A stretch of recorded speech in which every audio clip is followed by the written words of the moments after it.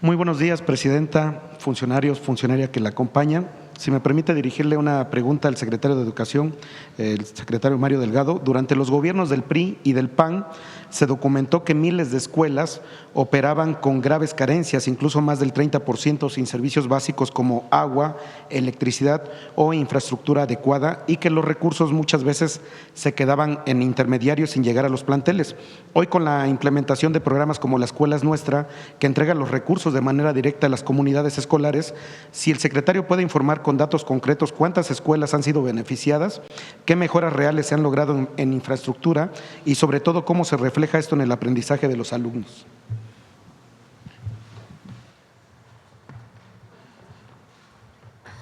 Claro que sí. Si podemos poner la presentación otra vez de Pamela, que ahí es donde viene el resumen. ¿Cuál es la diferencia también con la política de La Escuela es Nuestra? Que garantiza que llega a todas las escuelas del país. Si no hay una sola escuela pública que no tenga el apoyo de La Escuela es Nuestra. No solo en educación básica, ahora ya se extendió a educación media superior. Y decía Pamela, en este año vamos a llegar al 100% de las secundarias y al 100% de las preparatorias públicas y a 2/3 partes, un poco más, de todas en educación básica. Adelante. Ahí, adelante. Mira, adelante, donde viene el plan sexenal. Ahí está cuál es toda la estrategia de atención desde los CAMS, educación inicial, preescolar, primaria, secundaria y media superior, y cuántas veces van a ser atendidas. Otra ventaja que se tiene justamente es que no hay intermediación. Si no hay el gobierno central ejerciendo con intermediarios, que se perdía el recurso como era antes. Ahora va directo el recurso a la tesorera, que es electa entre los padres de familia, y ellos son los responsables de determinar en qué, y eso refleja las necesidades que tienen las escuelas.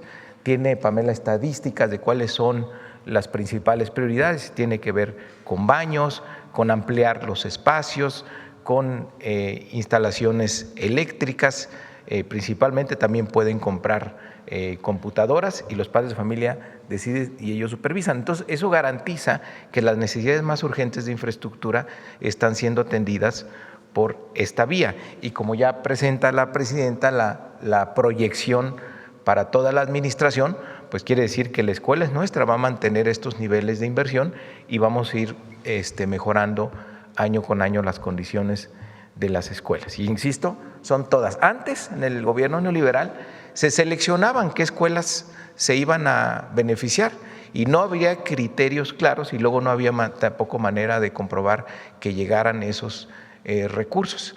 Entonces, ahora aquí la diferencia es que llega a todas. ¿Por qué no mencionas que este año todas las escuelas van a tener acceso a internet? Está también la presidenta nos ha pedido que hagamos una transformación principalmente en telesecundarias y telebachilleratos para que tengan conectividad. Entonces, estamos trabajando tanto como con la Comisión Federal de Electricidad como con la Agencia Digital de Transformación. Nos están ayudando para llevar internet a todas las escuelas, desde telesecundarias hasta telebachilleratos y, por supuesto, toda la infraestructura de media superior. Muchas gracias, secretario. Presidenta, perdón, no me presenté, Ramón Flores del Centinela Informa. En otro tema, pues parece ser que este fin de semana, aludiendo a lo que pasó de Semana Santa, tuvimos muchos barrabases en este país, porque durante esta Semana Santa destinos como Veracruz registraron una alta afluencia turística y una derrama económica importante para el sector hotelero y restaurantero.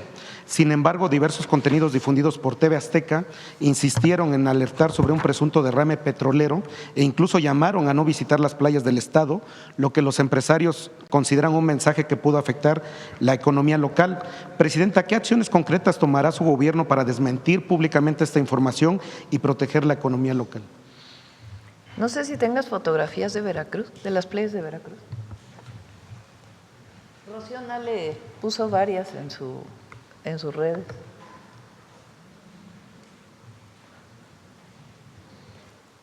Ahí está.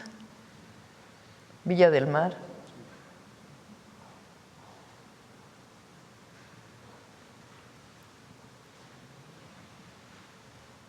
¿Tienes de otras o nada más de ahí?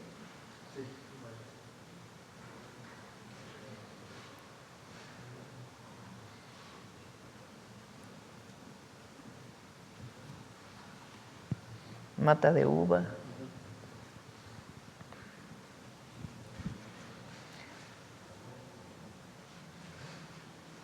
Cuatro. Coatzacoalcos. Nautla. Nautla.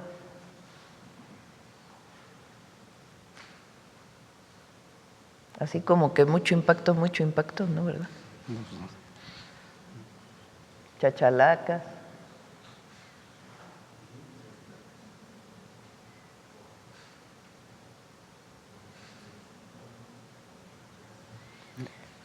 Sobre el derrame del Golfo, el día de mañana tengo una reunión con el grupo interdisciplinario que formamos, en donde está Pemex, Semarnat. Incorporamos a investigadores de distintos institutos de investigación del país que se dedican justamente al análisis del Golfo, para que me puedan dar una revisión integral de las causas del derrame o las diferentes causas de los derrames y de cómo se ha venido trabajando para limpiar el océano, el mar. Estuvo Secretaría de Marina coordinando con Profepa, con Semarnat, con ASEA, para que las playas estuvieran limpias. Entonces, desde el primer momento, aún cuando hubo este problema, que ya vamos a ver con los científicos cuáles fueron las causas y que podamos informarlo a ustedes, y además, pues, el control que se tiene que hacer de manera permanente, porque el objetivo es constituir un observatorio del Golfo con las distintas instituciones de educación superior y de investigación de nuestro país, así como lo estamos haciendo para el Pacífico. Entonces, más allá de las causas, lo importante es que desde el primer momento se hizo un trabajo muy importante de limpieza, incluido Pemex estuvo en todo este trabajo. Y pues podemos ver, si hubiera estado en otras condiciones el mar, pues no hubiera habido la cantidad de turistas. Estamos esperando al próximo lunes para que Josefina, la secretaria de Turismo, nos pueda decir de las 2 semanas, Semana Santa y lo que llamamos Semana de Pascua, que es esta semana, que todavía las niñas y los niños tienen vacaciones o las escuelas tienen vacaciones, para que nos pueda dar un informe general de la ocupación hotelera en los distintos lugares. Hasta ahora tenemos ocupaciones hoteleras de cerca del 80% en los principales destinos turísticos del país. Desde Veracruz, Mazatlán tuvo una ocupación turística muy importante. Guerrero, particularmente Acapulco, también tuvo una ocupación turística muy importante. Por supuesto, el Caribe, pero ya vamos a dar los datos completos en la próxima semana. Continuando con el mismo tema de Veracruz, Presidenta, nosotros estuvimos cubriendo precisamente desde el jueves hasta el día de ayer domingo y entrevistamos a muchos empresarios, pues hoteleros, restauranteros, y ellos nos plantearon esta pregunta para usted porque dice que si se contempla que la Secretaría de Gobernación establezca un diálogo institucional con la televisora, pues para que aclare o en su caso ofrezca una disculpa al sector turístico veracruzano si se comprueba que la información que difundieron ellos no fue precisa, porque sí, el ataque fue muy fuerte. Y la verdad es que tuvimos que andar muchos periodistas locales, youtuberos, amigos que se sumaron. Encontramos un reportero de TV Azteca que literal llevaba una tabla manchada negra diciendo que eso era parte del derrame, pues, o sea, entonces no sé si la Secretaría de Gobernación puede hablar con la televisora o si la televisora pueda pedirle disculpas al sector turístico en Veracruz. Pues sería muy bueno que los empresarios del sector turístico de Veracruz pudieran hablar con la televisora de manera directa. Tenemos pendiente lo del derecho de las audiencias y las personas que tienen que estar dedicadas en cada una de las televisoras y radiodifusoras para atender las audiencias, a ver si puede venir Norma, que es la responsable de ello, para poder informar cómo va avanzando y cuáles son los tiempos para que esto sea posible. Pero sí sería bueno que los empresarios entraran en contacto con la televisora, porque y los mexicanos tenemos derecho a la información, tenemos derecho a la verdad. Y lo que no puede ser es que no se esté de acuerdo con el gobierno, puede haber diferencias políticas con el gobierno. Y otra cosa muy distinta es el ataque permanente que daña a terceros, no solamente al gobierno de México, sino a terceros, que son precisamente los restauranteros, los hoteleros, todas las personas que se dedican a los servicios en Veracruz y en general en todo el Golfo de México. Afortunadamente, pues ya muy poca gente los ve, porque si no, no hubiéramos tenido el porcentaje de ocupación que tuvo Veracruz. Presidenta, en otro tema, recientemente otra vez algunos sectores de la oposición han vuelto a cuestionar el tema de la obra privada de Hellman, que se trasladó a España, pese a que las autoridades, ustedes ya han señalado que el asunto pues ya fue aclarado. No sé si usted, Presidenta, nos podría explicar nuevamente cuál es la situación legal de esta obra y qué mensaje le daría a quienes continúan difundiendo versiones distintas. Mira, es interesante la pregunta que haces. El día de ayer en el periódico The Guardian, es un periódico de Reino Unido, distintas personas hacen una entrevista al periódico, a ver si lo puedes poner. No sé si es una carta o es una nota periodística. Bueno, este ya está traducido, ¿no? El mundo del arte mexicano protesta por el plan de enviar obras maestras de Frida Kahlo a España. No, pero en inglés decía más que enviar, ¿no? A ver, si tienen la nota en inglés. ¿O sí? ¿Así decía? Send, así, enviar obras de Frida Kahlo a España. A ver, ¿quién firma? Ponle el español para que todos lo puedan.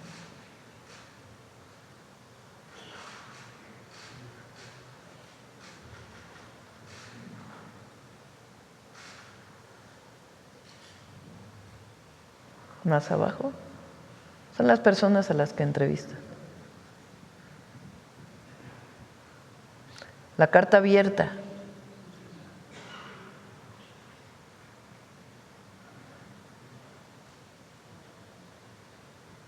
Bueno, a ver si puedes ahora abrir la carta abierta.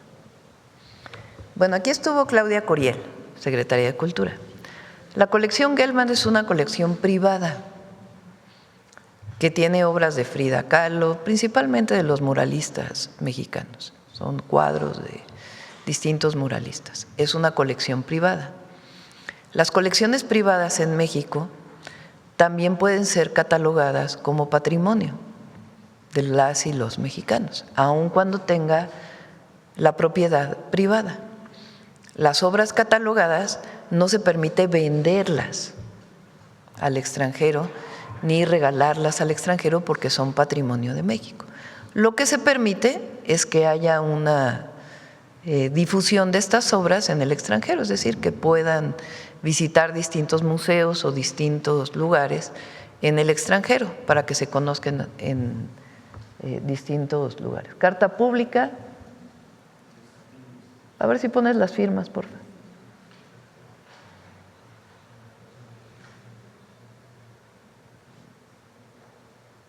Ahí están, así, déjale nomás.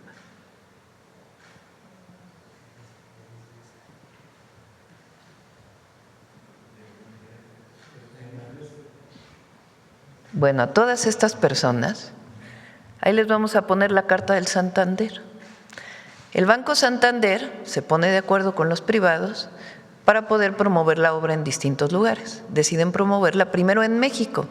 20 años sin que esta obra pudiera ser visitada por las y los mexicanos. Después de 20 años se presenta en el Museo de Arte Moderno para todas y todos los mexicanos y cualquiera que quiera visitarla, extranjeros, turistas que están en nuestro país, pueden visitarla. Y después se va a llevar al extranjero a darla a conocer en distintos lugares durante 2 años. Y va a regresar. Esto lo explicó Claudia Curiel, secretaria de Cultura, en innumerables ocasiones. Digo innumerables porque han sido muchísimas, en sus redes sociales, en conferencias de prensa, vino aquí a la mañanera a explicarlo, que esta colección no se va a vender, que no va a quedar exhibida en un lugar por mucho tiempo, sino sencillamente son 2 años que la colección va a visitar distintos países del mundo y va a regresar a México como dice la ley que debe de regresar. Bueno, a pesar de que se ha aclarado varias veces esto, estas personas insisten en que la colección ya no va a estar en México. ¿Por qué razón? Pues yo creo que, ¿por qué no quieren oír? Explíquenme ustedes, personas que firman, que por cierto, todas son personas que, no todas, la mayoría que están en contra de nuestro gobierno, no pueden entender que la colección se va a ir 2 años, como todos ellos saben, y como todos saben lo que dice la ley, y que va a regresar a México porque es patrimonio de México, aun cuando sea una colección privada, tiene una categoría patrimonial. Bueno, aquí está la Carta de Santander, que es quien se encarga, la última Carta de Santander. En relación con la información que medios de comunicación han difundido sobre el convenio de colaboración de la Fundación Banco Santander con el Instituto Nacional de Bellas Artes y Literatura y los coleccionistas privados dueños de la colección, realizamos la siguiente aclaración. Fundación Banco Santander, movida por el deseo de difundir internacionalmente la colección Gelman Santander, cumplirá en todo momento las leyes mexicanas y en concreto la Ley Federal sobre Monumentos y Zonas Arqueológicos, Artísticos e Históricos y su reglamento, así como la ley aduanera en todo lo relativo a la conservación y exhibición de las obras de arte y de los monumentos artísticos de la colección Gelman Santander, todo ello en coordinación con el Instituto Nacional de Bellas Artes y Literatura. El convenio implica 5 años de colaboración con la actual administración, plazo que corresponde a un marco institucional de trabajo coordinado, el cual de ninguna manera contravendrá la legislación mexicana en relación con el cuidado y supervisión de las obras incluidas en dicha colección, especialmente de las que cuentan con una protección especial por tener declaratoria de monumento artístico, más que patrimonio es declaratoria de monumento artístico. ¿Dónde me quedé? De monumento artístico, previendo su próximo retorno a México en 2028. Es un honor y una gran satisfacción para Fundación Banco Santander presentar con gran éxito la colección en el Museo de Arte Moderno de México antes de poder mostrarla en Santander este próximo otoño. Esperamos que posteriormente el público de otras latitudes pueda conocer también estas obras de uno de los periodos más importantes del arte moderno mexicano. Reiteramos que ningún acuerdo suscrito prevé el cambio de propietario ni el traslado definitivo de la colección a ningún punto fuera de México, como ha sido explicado en diversas ocasiones por las autoridades mexicanas, los coleccionistas y Fundación Banco Santander. O sea, ¿cuántas veces quieren que digamos que la Secretaría de Cultura está cumpliendo con la ley? Y que a diferencia del pasado,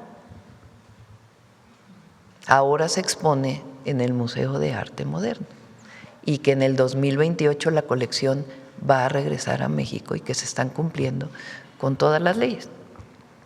Más que patrimonio, se llama arriba.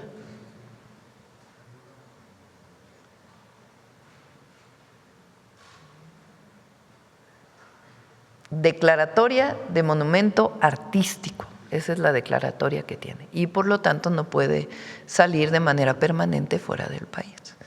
Entonces, para cualquiera que tenga duda, incluso para el periódico The Guardian, sería muy bueno que publicaran esta carta del Banco Santander y de las autoridades de cultura mexicanas que van a cumplir con la ley, que van a defender el patrimonio artístico de nuestro país.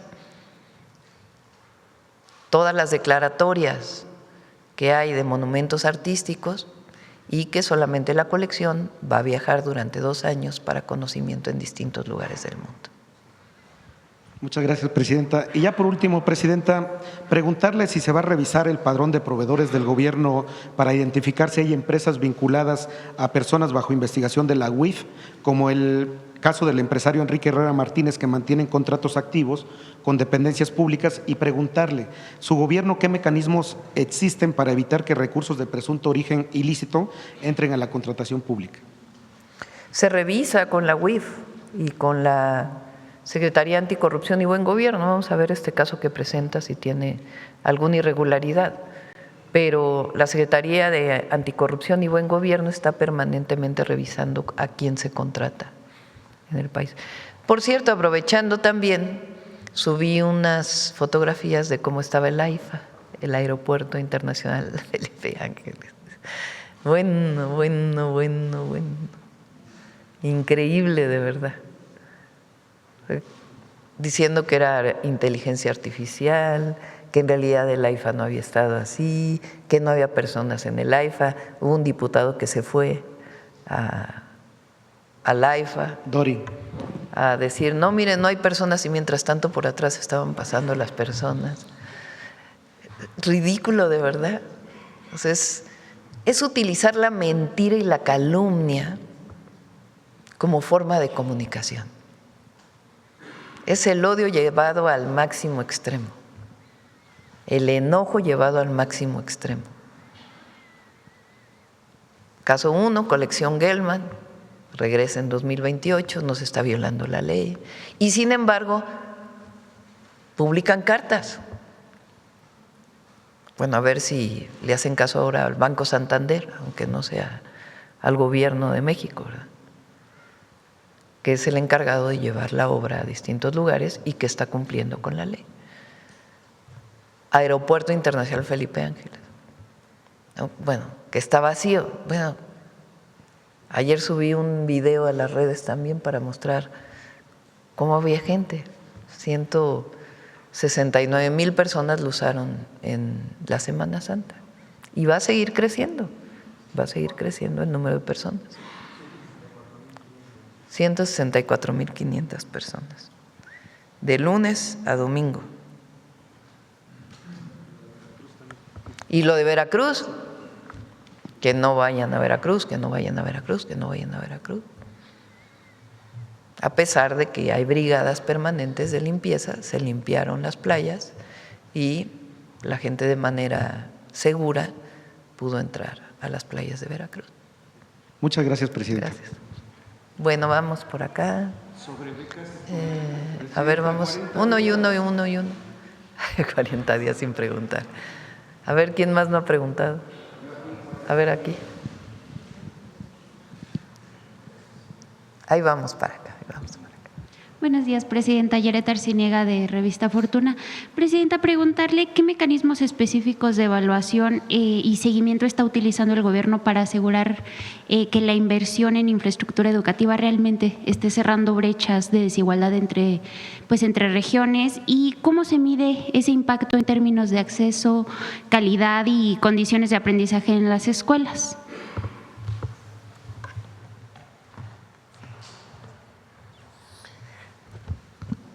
Se presentaron hoy algunos ejemplos del antes y el después. Si tenemos la información de en qué utilizaron los padres de familia los recursos, por lo tanto es una mejora palpable que puedes verificar. Y las condiciones de las escuelas son muy importantes, tienen impacto en el aprovechamiento escolar, por eso el interés de la presidenta en invertir en infraestructura es una de las condiciones para que las maestras, los maestros y los niños pues tengan las condiciones para poder realizar sus actividades de enseñanza y aprendizaje. Pero ¿quién mejor para cuidar esos recursos que los padres de familia? Las madres de familia son los más interesados en que las escuelas a donde van sus hijos estén bien. Pero además, algo adicional que tiene este programa, que en estos tiempos cuesta mucho trabajo, que es que los padres y madres de familia se involucren en la escuela de sus hijos. Esa participación tiene mucho impacto. Y para los niños es muy gratificante ver a su mamá o a su papá metido en el programa que está mejorando sus escuelas, preocupado por mejorar las condiciones de sus escuelas. Por eso los incentivos de la Escuela es Nuestra son tan positivos, son tan favorables. Y pensemos nada más, ¿cómo atender a más de 200,000 escuelas que son las en educación básica nada más y las 18,000 en media superior? Si se quisiera hacer desde una oficina central, desde la SEP pues sería imposible que pudiéramos atender eficazmente.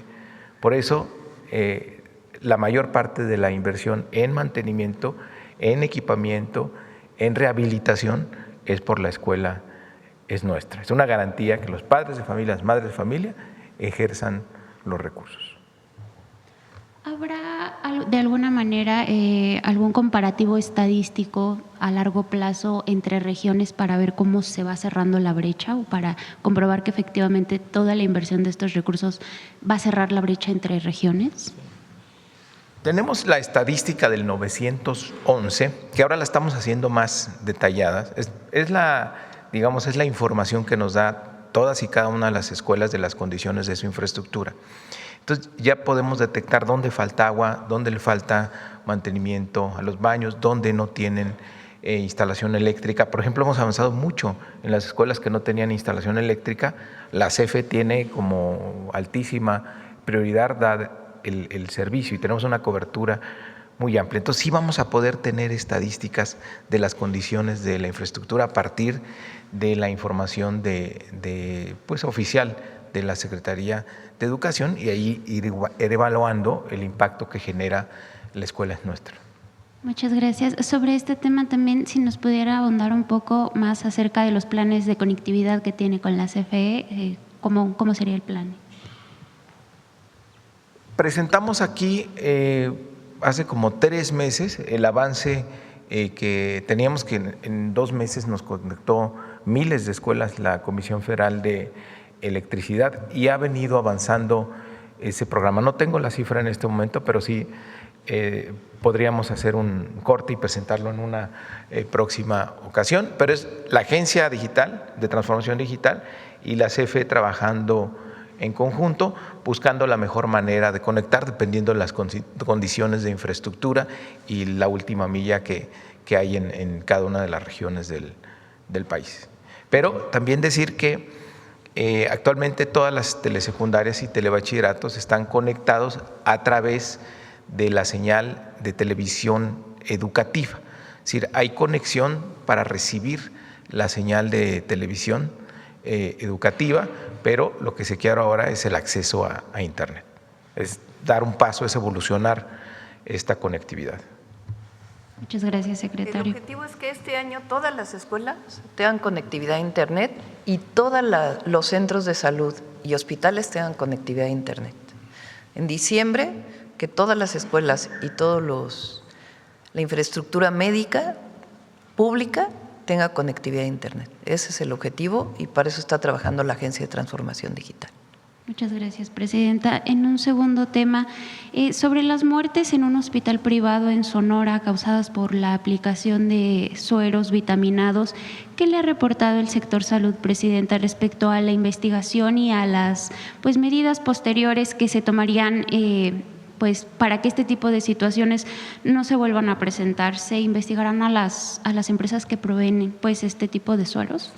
Mañana viene la Secretaría de Salud, vamos a hablar del programa de credencialización del Servicio Universal de Salud y ahí pueden darles toda la información. Ha estado desde el primer momento la Secretaría de Salud atendiendo junto con el Gobierno de Sonora y mañana les podemos dar toda la información detallada.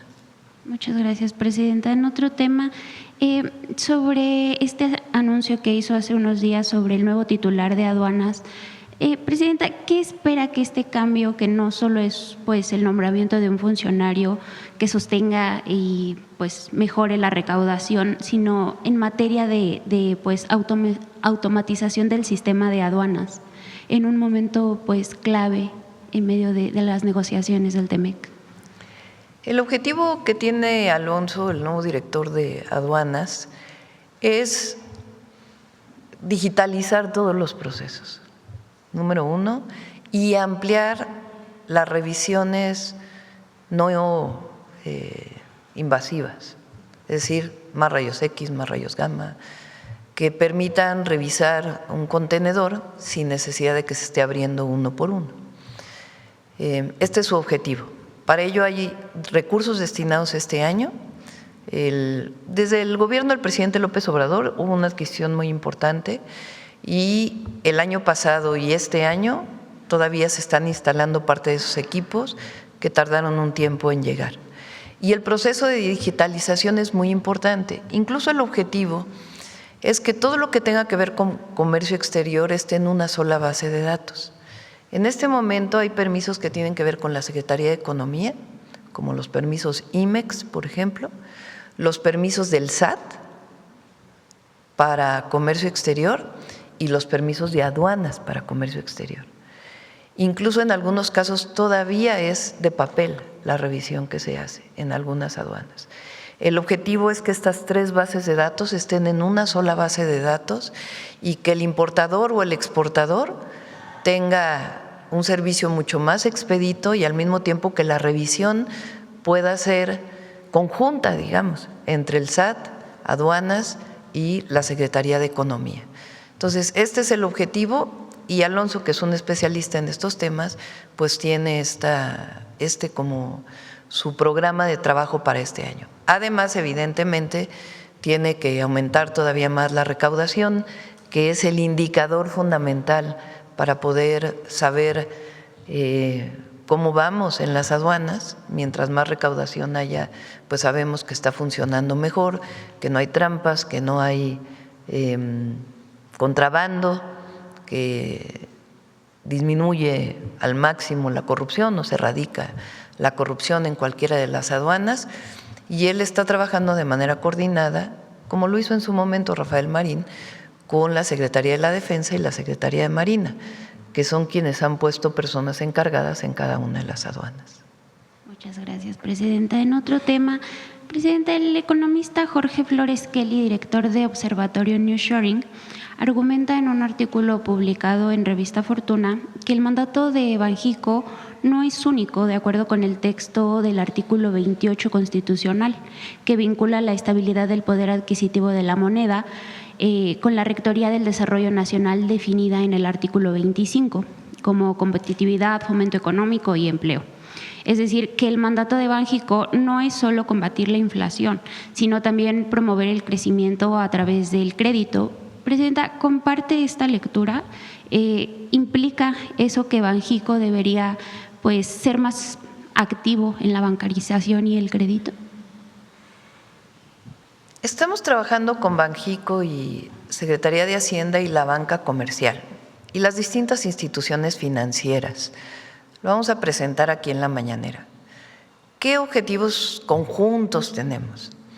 El primero, avanzar en la digitalización de la economía, es decir, que se use menos efectivo y que podamos pagar con nuestro teléfono en distintos comercios, desde un pequeño comercio aquí en el centro de la ciudad hasta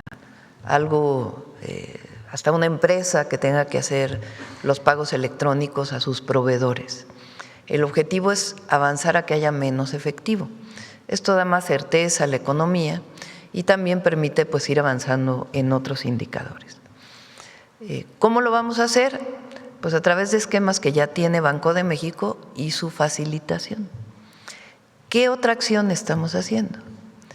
Por ejemplo, que se pueda abrir una cuenta bancaria sin necesidad de registrarte ante Hacienda para formalizar la economía. Esto se ha hecho en muchos lugares del mundo. De tal manera que la gente que no tiene su RFC pueda no utilizar el efectivo, sino que pueda primero bancarizarse y después ya formalizarse a través de distintos esquemas. Esas son las llamadas cuentas N2 o N3. En eso se está trabajando. Y la banca comercial ya se comprometió a que van a avanzar en ampliar el número de créditos, sobre todo a las micro y pequeñas empresas. Estos son esquemas en los que estamos trabajando conjuntamente. El objetivo, evidentemente, pues es que avancemos en la formalización. Y estamos tomando como ejemplo lo que se hizo en la India, lo que se hizo en Brasil, lo que se hizo incluso en China, en distintos lugares, de cómo fue disminuyendo el efectivo y aumentando los pagos a través de esquemas electrónicos. Entonces, este es uno de los planes de trabajo que tenemos junto con la banca, también con el SAT, también con el Banco de México. Y el Banco de México ha sido muy activo en esto, muy, muy activo.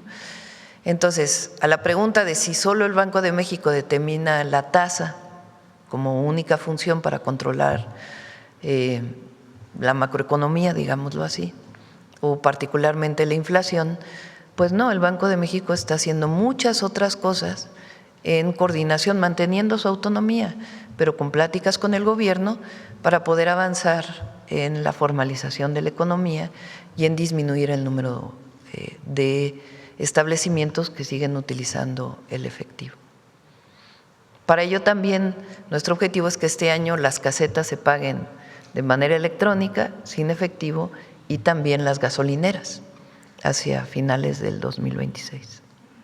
Muchas gracias, presidenta. Y ya en un último tema, volviendo a una de las iniciativas que usted presentó en marzo, la iniciativa que presentó junto con la Fiscalía para prevenir, atender y castigar el feminicidio, dado que esta iniciativa busca corregir omisiones estructurales en la investigación del feminicidio, presidenta, y garantizar la justicia con perspectiva de género, nos gustaría preguntarle si se contempla que sus alcances puedan aplicarse en términos de investigación, acceso a la justicia y a la verdad y reparación también del daño a casos ocurridos antes de la entrada en vigor de la ley. Es decir, ¿habrá mecanismos que permitan reabrir o revisar expedientes históricos que no fueron investigados como feminicidio bajo pues, los nuevos criterios homologados, presidenta? No viene así en la Constitución, no viene la retroactividad. Se puede analizar a través de la fiscal y la secretaria de las mujeres si es factible realizar esto o no, lo podemos revisar, pero por el momento la idea es poder hacer una ley general para la investigación de los feminicidios, para pues disminuir o erradicar la impunidad en feminicidios. Muchas gracias, presidenta, que tenga buen día. Gracias igualmente. Vamos para acá, a ver el compañero que no ha preguntado, dice ya 40 días. Muy buenos días a todas y a todos. Su servidor Carlos Pozos, de LM Noticias, Lor Molécula. Gracias, presidenta. Sí, efectivamente, desde el 26 de febrero no tenía el uso del micrófono. Mil gracias por la oportunidad. Inicio, presidenta, con A. En Perú se instaurarán las mañaneras del pueblo con el nombre que el pueblo hable. Así lo adelantó el candidato del Partido Cívico Obras, Ricardo Belmont Cassinelli.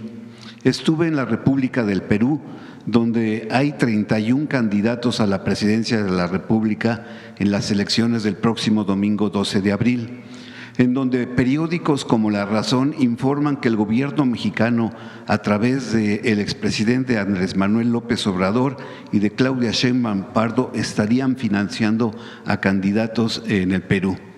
Se da una situación muy similar a la instauración del movimiento de la 4T con el candidato cívico del partido Obras, Ricardo Belmont, periodista que participó en 2 ocasiones aquí en la mañanera con el presidente Andrés Manuel López Obrador, quien sufre de los medios de comunicación limeños que actúan como operadores políticos y bloquean la información de su campaña del señor Belmont, quien pues ha prometido instaurar el modelo de la 4T en el Perú.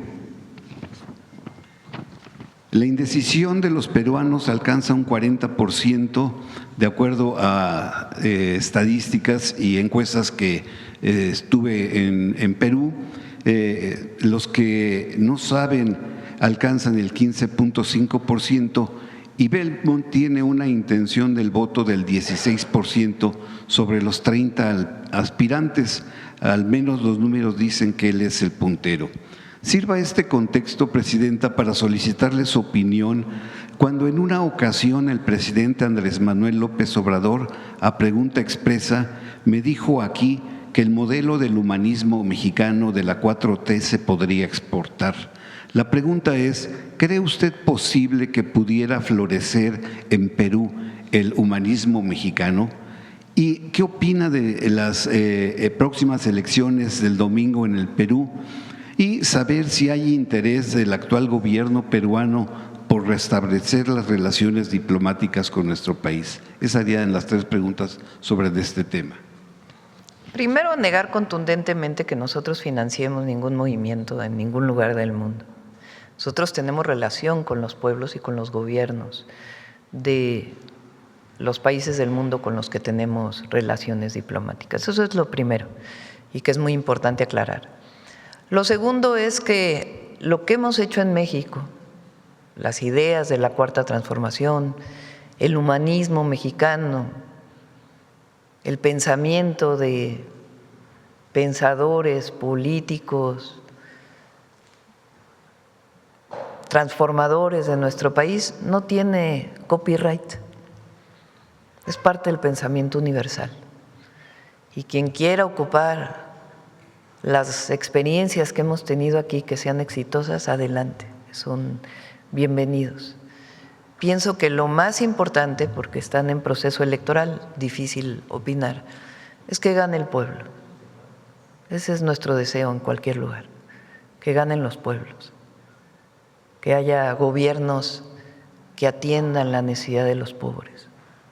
Ese es nuestro pensamiento a todos los países del mundo. Ahora, en el caso de Perú, nuestro deseo es que salga libre el presidente Castillo, porque está preso injustamente. Recientemente vino de nuevo su abogado a platicarme cómo va el caso.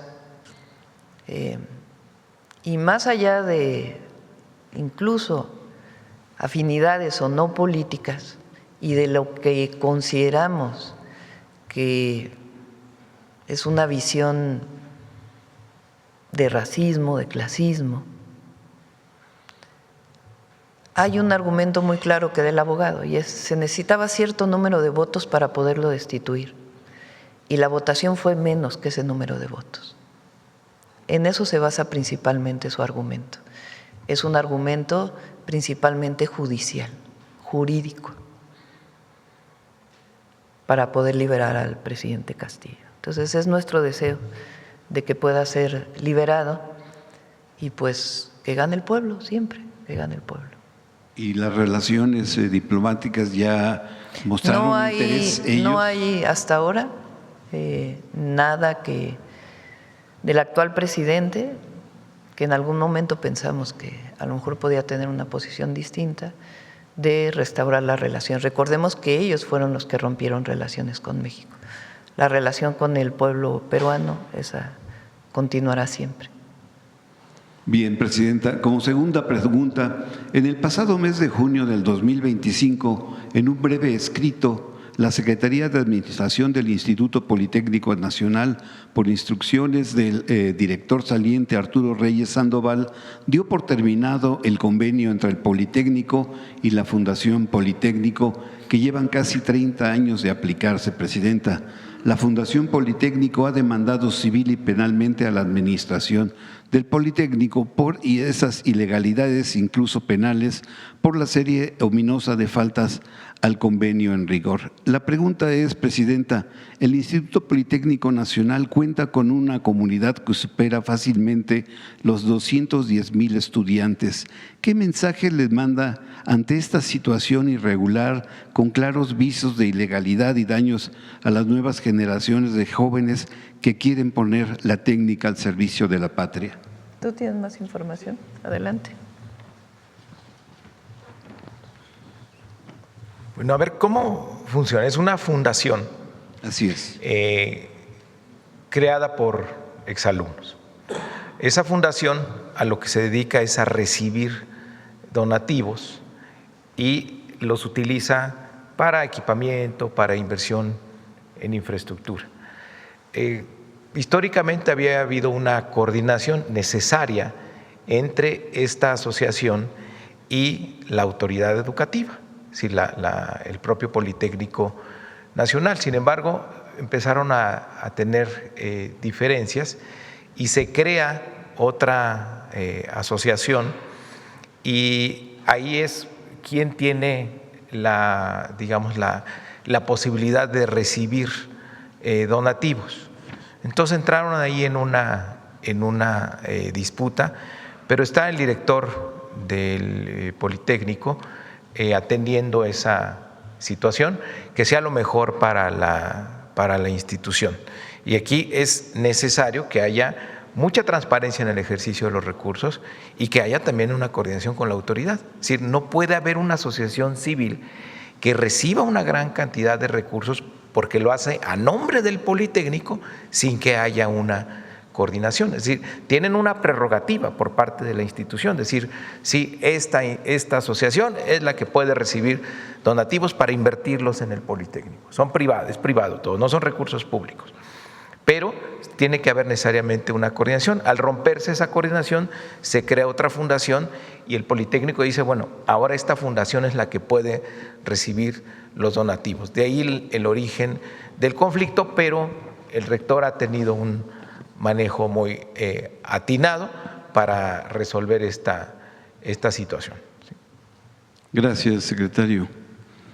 Presidenta, mi siguiente pregunta, ya que inició formalmente la ronda de revisión del TECMEC, en Radio Fórmula el pasado 24 de febrero, el titular de la Secretaría de Economía, el licenciado Marcelo Ebrard, señaló que el abatimiento del capo mexicano Nemesio Oseguera Cervantes, alias El Mencho, favorecería las negociaciones del tratado entre México, Estados Unidos y Canadá.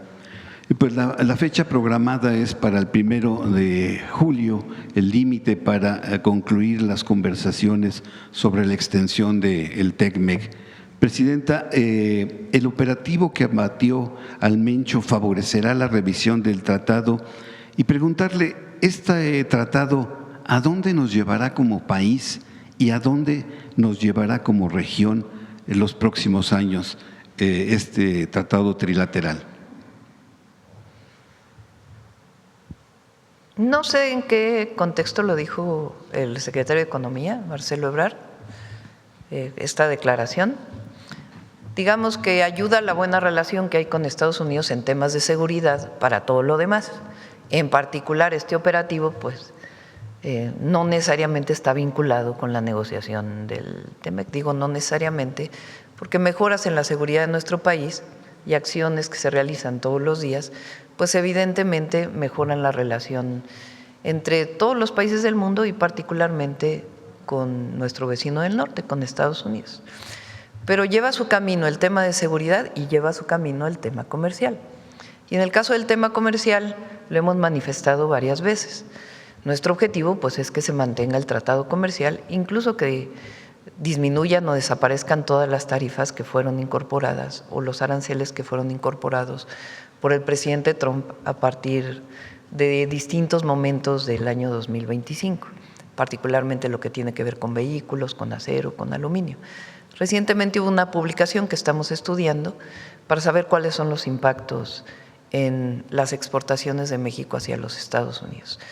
Hicieron algunos cambios en lo que tiene que ver con acero y aluminio y estamos estudiando los impactos que esto puede tener en México, si son positivos o son negativos. Pero nuestro objetivo pues es que lleguemos a la situación que teníamos previa a la del 2025, que el comercio sea libre porque así está establecido.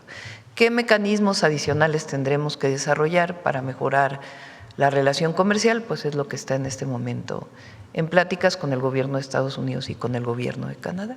Entonces estamos trabajando en ello. ¿Y quiénes son? Pues los tres países somos beneficiarios, o los tres pueblos, los tres países, las tres naciones se benefician del tratado comercial y del desarrollo económico de América del Norte y la competitividad de América del Norte frente a otras regiones del mundo. Entonces estamos seguros de que se va a mantener el tratado y las particularidades pues ya van a ser revisadas durante estos meses. Gracias, presidenta. Finalmente, ¿qué opinión le merece la afirmación de Ricardo Anaya respecto a que hay presidentes de los poderes judiciales en los estados que ellos fueron electos por la reforma judicial, que lucran políticamente con sus fallos para proyectarse hacia otros cargos de elección popular? Esto lo dijo pues antes de Semana Santa Ricardo Anaya. ¿Qué opinión le podría merecer? O si no merece opinión, pues usted dígame. Pues no conozco ningún caso en particular sobre esto, ninguno.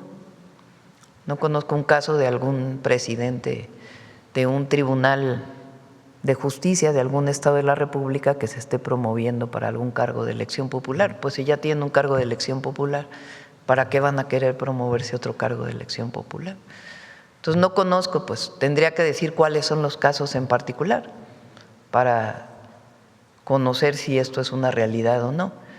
Lo cierto es que todo lo que se decía del Poder Judicial, de que iba a generar grandes problemas en México, pues es falso. Y que iba a desalentar la inversión. Sí, que todo lo malo iba a ocurrir a partir de la elección del Poder Judicial, pues es igual que el peligro para México, pues no fue.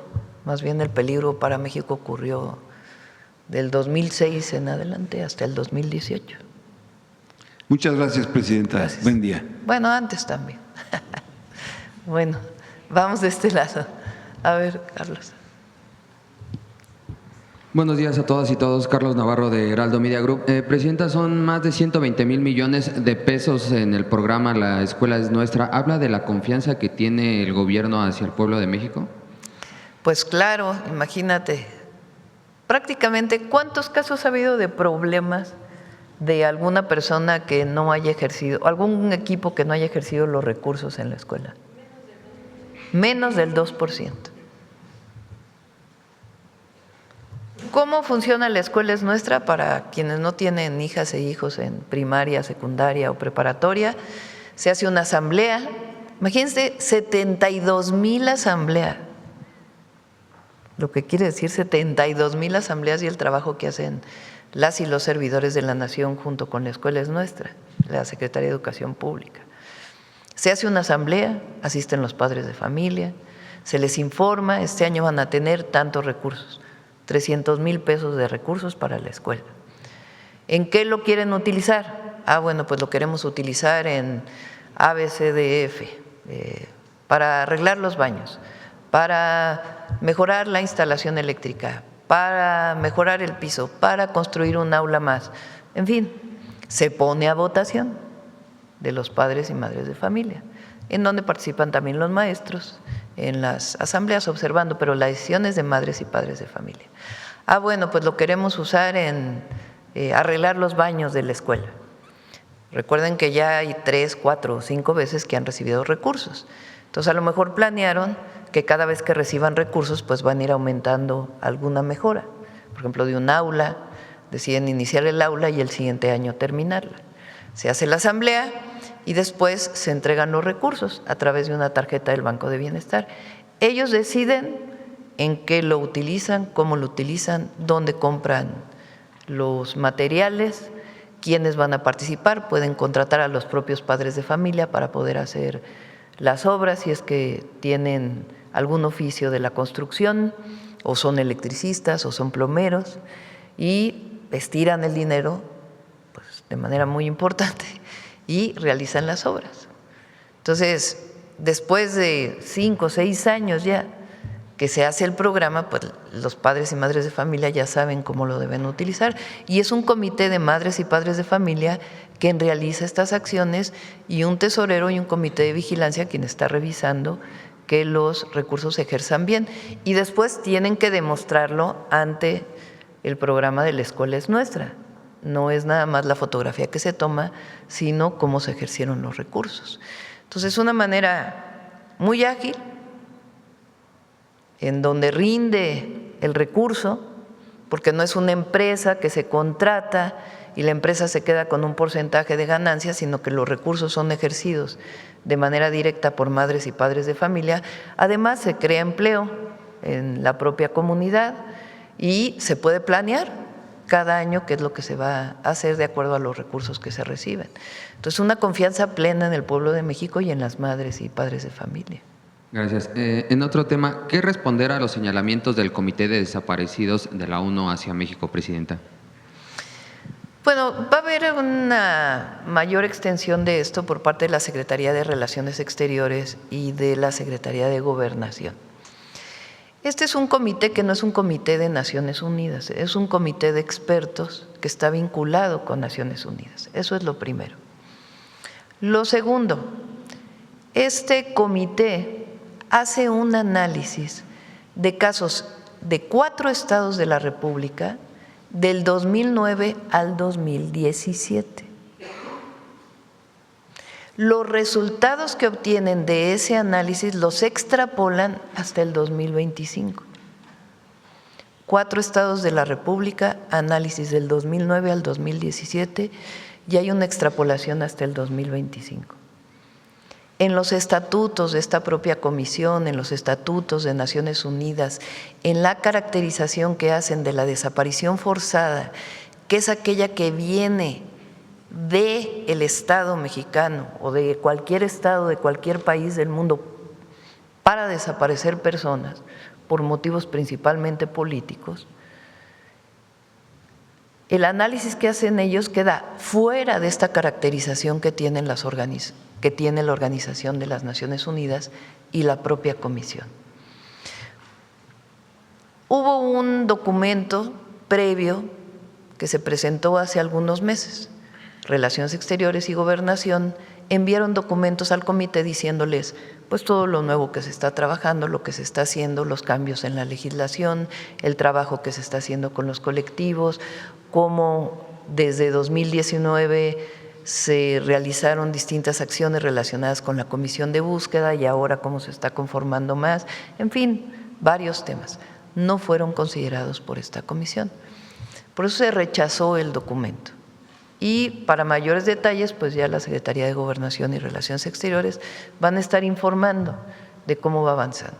Esto no tiene nada que ver con el trabajo que hacemos con los colectivos, la solidaridad que tenemos con madres y padres de familia, con familiares que lamentablemente tienen una persona desaparecida, el trabajo que estamos haciendo de la alerta, el trabajo que estamos haciendo para erradicar este terrible delito de la desaparición en nuestro país, vinculado principalmente con la delincuencia organizada, y no tiene nada que ver con la visión de los gobiernos de la Cuarta Transformación de que el Estado nunca puede utilizar la desaparición como un mecanismo de control o un mecanismo de represión contra su pueblo o contra cualquier opositor, y que rechazamos tajantemente la desaparición forzada como una herramienta del Estado mexicano.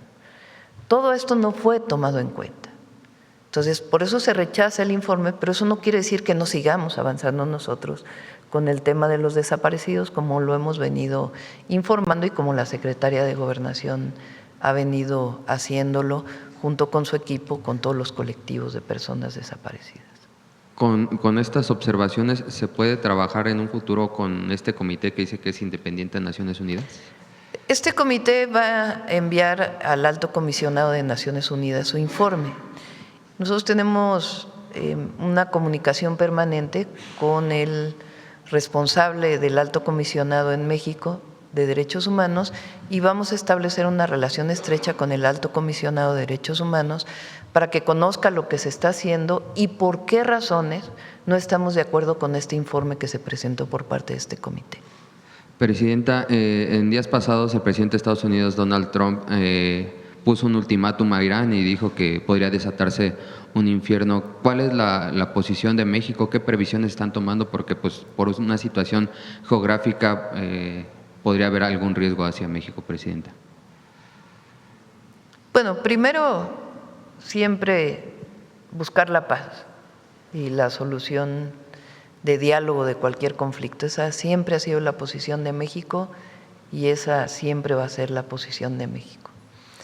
Segundo, más bien son los impactos económicos que se están teniendo producto de esta situación en Irán o la guerra del Medio Oriente. ¿Qué efectos económicos tiene? El precio del petróleo aumentó de $60 el barril o poco menos de $60 el barril a más de $100 el barril. El precio mexicano del petróleo o el precio del petróleo mexicano pues aumenta y los precios de la gasolina están indexados a nivel internacional prácticamente en todos los países del mundo. ¿Qué medidas hemos tomado? Redujimos o compensamos disminuyendo los impuestos del IEPS en la gasolina para que no aumente el precio de la gasolina y el diésel. En el caso de la gasolina magna, hay un acuerdo con los gasolineros de que se mantenga 24 pesos o menos de 24 pesos y estuvieron de acuerdo. La gasolina hoy debería de estar costando como 33 pesos. El subsidio que se está dando, la disminución del impuesto, pues es de 9 pesos, más o menos, el litro. Entonces, ahí hay un apoyo que está dando el gobierno. Obviamente, de la parte que todavía se exporta del petróleo, pues hay una ganancia por parte de Pemex. Pero, de todas maneras, nosotros estamos dando este apoyo a las familias mexicanas para que la gasolina no aumente de precio.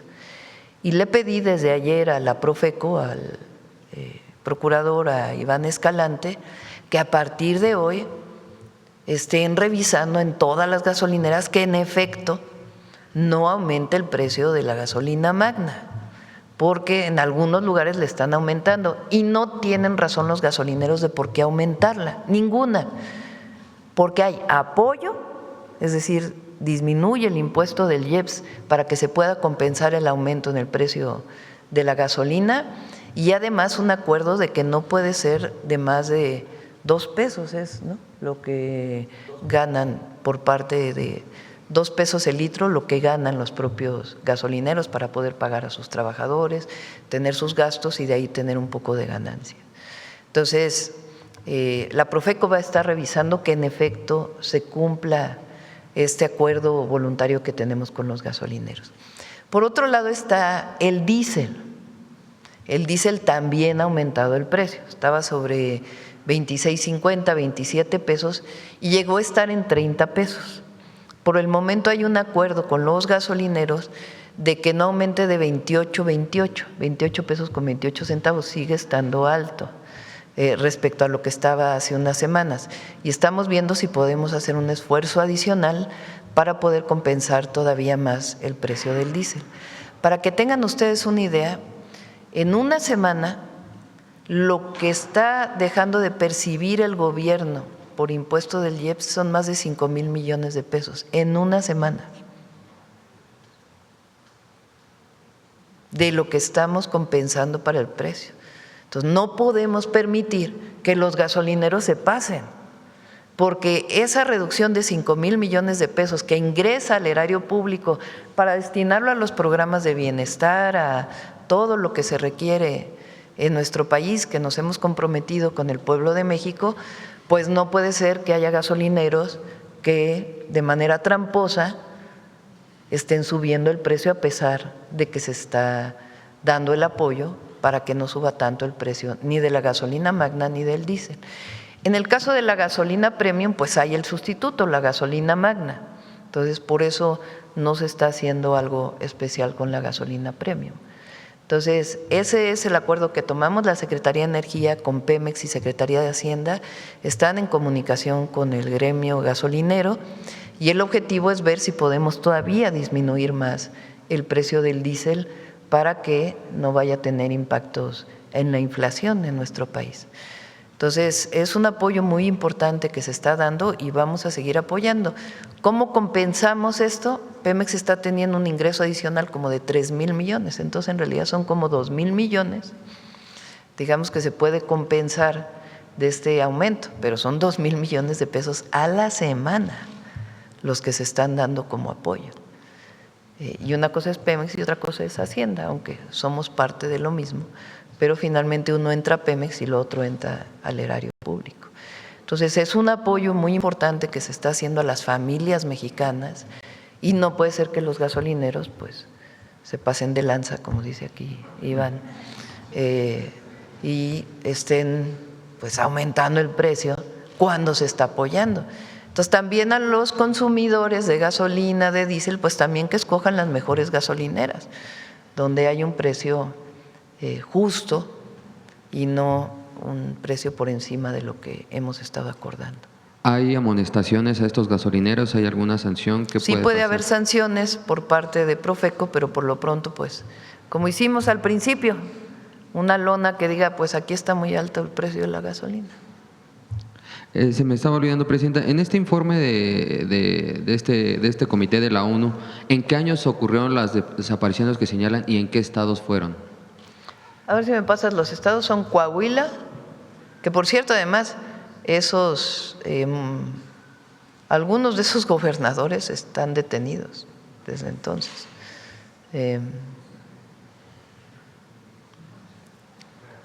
Coahuila, Veracruz, Jalisco y Nayarit. Del 2009 al 2017. Entonces imagínense ustedes que un análisis en 4 estados de la República del 2009 al 2017 y las leyes que había entonces y la atención que se ponía al tema de los desaparecidos es extrapolado hasta el 2025. Entonces, ya nada más eso, pues es un argumento suficiente para decir, pues no están muy exactos en el análisis que están haciendo.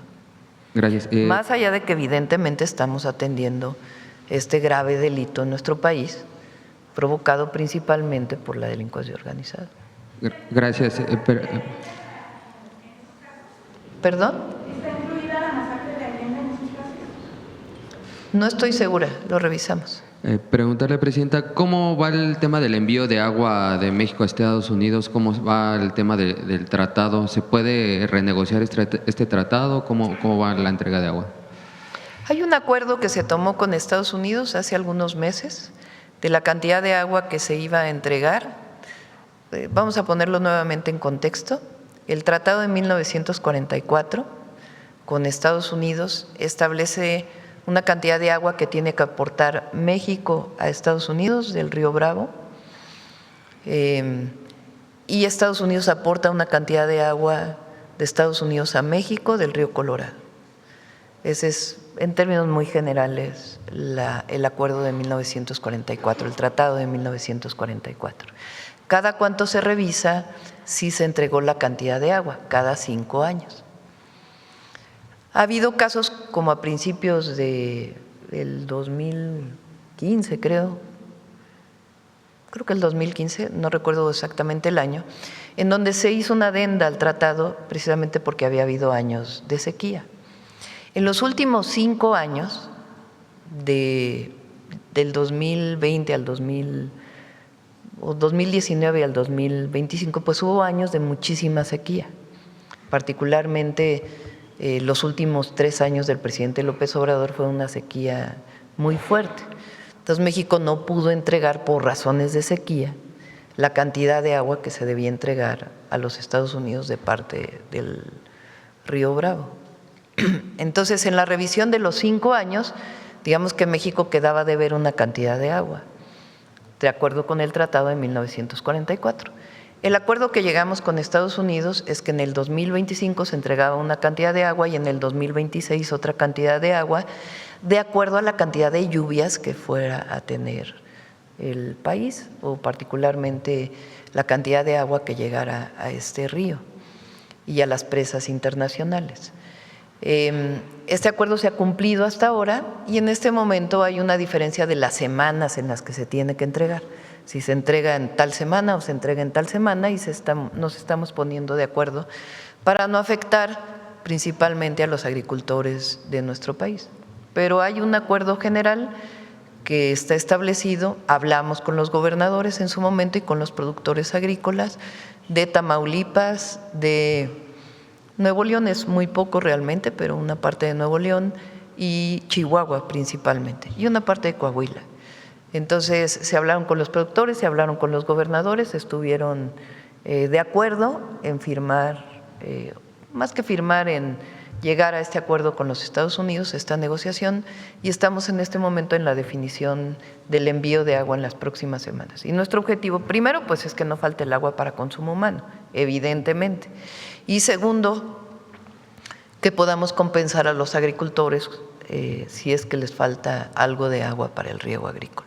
¿Se mantiene el esquema quinquenal, todo normal? Sí, el esquema quinquenal se mantiene y pues hay ciertos acuerdos de revisión. Normalmente se revisaba cada 5 años, pues ahora hay que revisarlo cada año a ver cómo vamos de acuerdo a la cantidad de lluvia que hubo en ese año. Y ya por último, ¿tienen algún reporte de los cierres en carreteras de transportistas? A las 10 de la mañana vamos a saber. Si es necesario, va a dar una conferencia de prensa la secretaria de Gobernación con Agricultura y Desarrollo Rural. Es muy importante que ustedes sepan esto. Ayer se emitió un comunicado por parte de SADER y de la Secretaría de Gobernación. ¿Qué piden estas organizaciones? Ha bajado mucho el precio del grano, como lo hemos dicho, no solamente del maíz, sino también del frijol, del sorgo, del trigo, porque hay mucha producción a nivel internacional. Entonces, al haber mucha producción a nivel internacional, pues bajan los precios del grano. Ellos pedían que hubiera una compensación por parte del Gobierno de México para poder aumentar pues, los ingresos que ellos tienen por la venta del maíz, por ejemplo. Vamos a hablar del maíz. ¿Qué fue lo que hicimos? Bueno, se llegaron a una serie de acuerdos en noviembre con ellos y personalmente he tenido varias reuniones. La presidenta ha tenido varias reuniones con varios de los agricultores y nuestro objetivo es que haya un acuerdo con los compradores de grano, que son las principales harineras, los tortilleros, digamos, quienes tienen nixtamalizadoras y también quienes compran grano para el alimento del ganado o para otros productos alimenticios, para que compren primero lo que se produce en México y luego importen, para que pues primero tenga mercado el producto mexicano, como un acuerdo voluntario. Esto se logró o se está logrando, todavía no tenemos la firma, pero se está logrando. Segundo, que los gobiernos de los estados también participen en el apoyo a los agricultores. Y tercero, que podamos tener una medida para la cual, a partir de la disminución del precio del grano, el Gobierno de México puede entrar a apoyar. De noviembre a la fecha se han destinado para cerca de 45,000 productores de manera directa, no a través de organizaciones, sino de manera directa, a más de 40,000 productores, alrededor de 4,000 millones de pesos de apoyo por la disminución del precio del grano y seguimos en trabajo para tener un acuerdo de más largo plazo. Bueno, hay algunos agricultores que no están de acuerdo con esto, pero son pocos realmente, porque incluso para Sinaloa, que por el riego tienen una cosecha en el mes de mayo, ya también llegamos a un acuerdo con los agricultores de Sinaloa. Entonces, se ha estado atendiendo de manera permanente y hay apoyos. Hay algunos transportistas que tienen demandas de cuando sacan su trámite de la licencia o algunos problemas que tienen con la Secretaría de Infraestructura, Comunicaciones y Transportes, se está atendiendo, o de problemas de inseguridad en algunas zonas de carreteras que la Guardia Nacional los ha atendido. Entonces, por eso ayer la Secretaría de Gobernación dice, no vemos razón para las movilizaciones porque está la puerta abierta para el diálogo y al mismo tiempo se ha estado atendiendo las demandas que tienen. Entonces, ¿por qué razón van a movilizarse si hay un diálogo permanente abierto? Entonces, esto es lo que dice la Secretaría de Gobernación.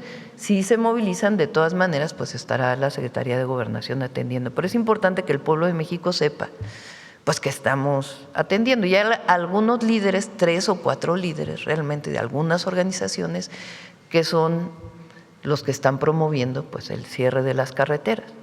Y no es que haya cerrazón por parte del Gobierno de México, no es que no hayamos apoyado, sino que también pues los recursos que tenemos no son infinitos como para poder apoyar a los montos que ellos quieren.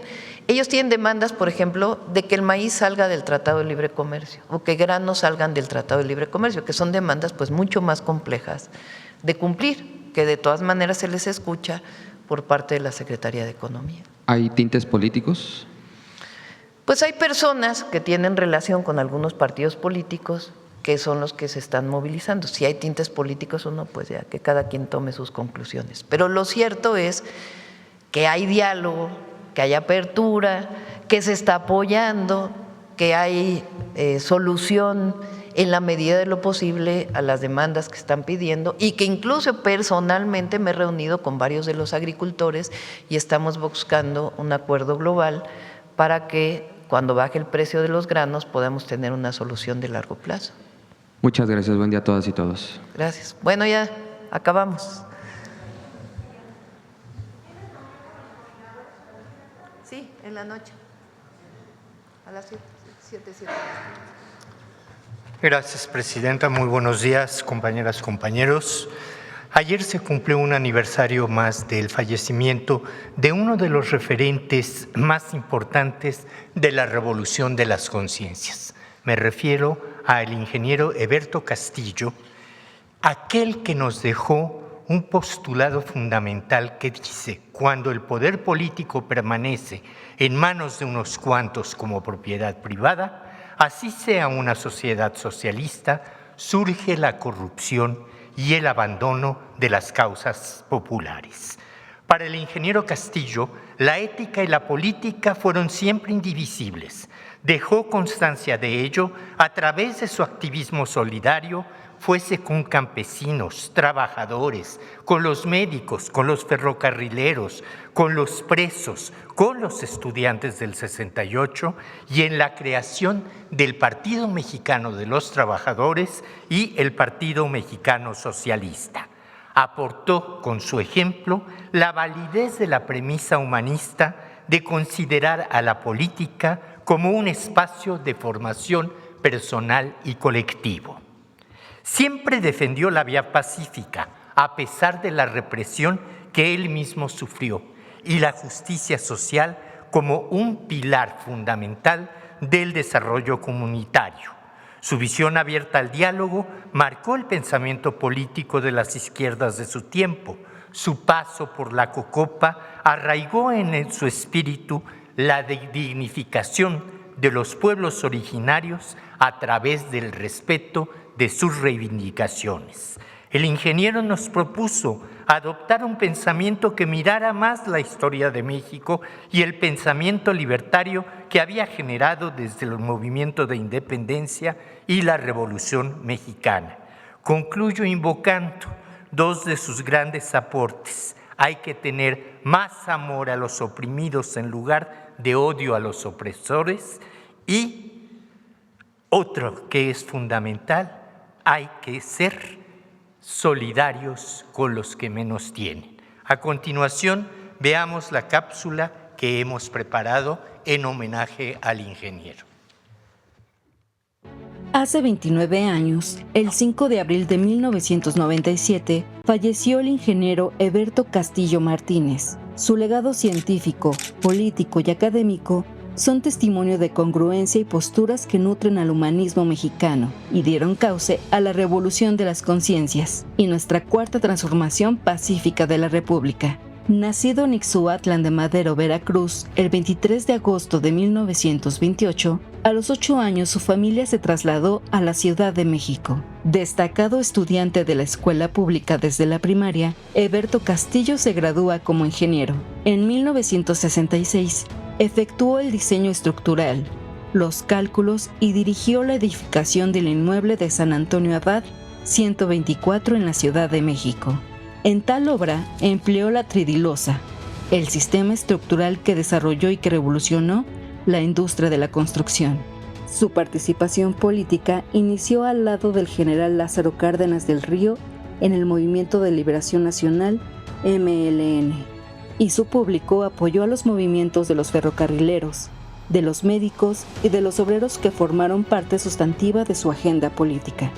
Su participación en el movimiento estudiantil de 1968 se desarrolló de la importante trinchera organizada por la coalición de profesores de enseñanza media y superior pro libertades democráticas, al lado de Luis Villoro, Eli de Gortari y José Revueltas, participación por la que más tarde, en 1969, fue encarcelado. Al salir de la cárcel de Lecumberri en 1971, impulsó la formación del Comité Nacional de Auscultación y Organización, CNAO. Su objetivo fue consolidar un verdadero partido de masas. al lado de luchadores sociales e intelectuales destacados como Demetrio Vallejo y Luis Villoro, con quienes finalmente constituyó el Partido Mexicano de los Trabajadores, PMT. Durante los sexenios de José López Portillo y Miguel de la Madrid, se convirtió en el mayor de los defensores de la soberanía nacional, al denunciar la corrupción y las incongruencias de la desarticulación de política energética nacional. De manera permanente, rechazó la petrolización de la economía nacional y la explotación irracional de nuestros recursos energéticos. En 1988, siendo candidato por el Partido Mexicano Socialista PMS a la presidencia de la República, el ingeniero Castillo declinó su candidatura a favor del ingeniero Cuauhtémoc Cárdenas Solórzano, muestra de la ética humanista que distinguió a don Eberto.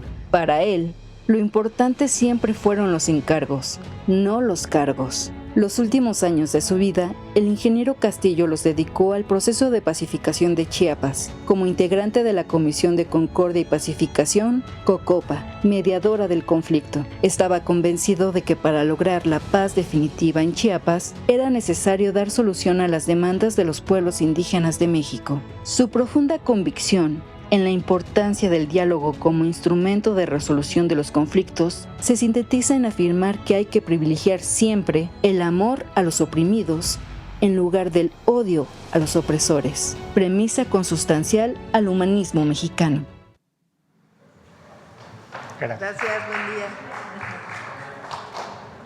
Yo, mi revista del consumidor. Sí, está bien bonita. Gracias.